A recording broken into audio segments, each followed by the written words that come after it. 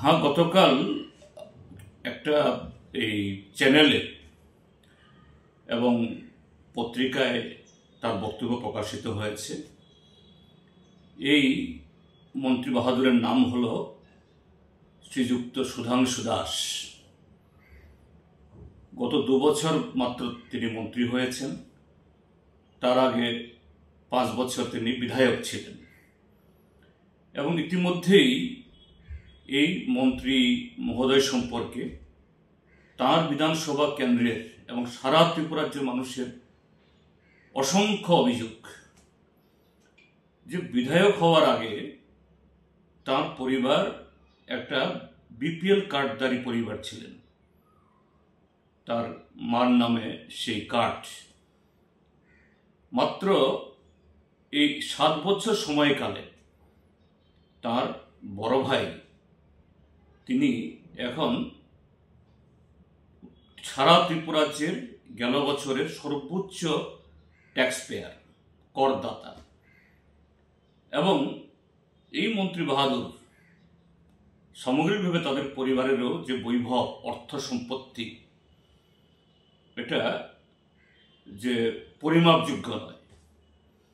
এবং তার সম্পর্কে ইতিমধ্যেই বিধানসভার ভেতরে বাইরে বিভিন্ন পত্র পত্রিকায় জনমুখে এরকম অভিযোগগুলি উঠছে। আর তিনি নাকি গত পরশুদিন একটা ওয়েব পোর্টালের সাথে ইন্টারভিউ দিতে গিয়ে বলেছেন, হ্যাঁ, কন্ট্রাক্টর আমাদেরকে টাকা দেন, এটাই আমাদের সোর্স। তা আমি তো বলবো তিনি বাধ্য হয়ে এই যে অবৈধ সম্পত্তি কামিয়েছেন আরো অনেকের মতো, তিনি স্বীকার করতে বাধ্য হয়েছেন। এই মন্ত্রী মহোদয় যে দুর্নীতির যে অটল সাগরে তিনি যে নিমজ্জিত, এটা প্রমাণ করার আর কোনো প্রয়োজন রইল না।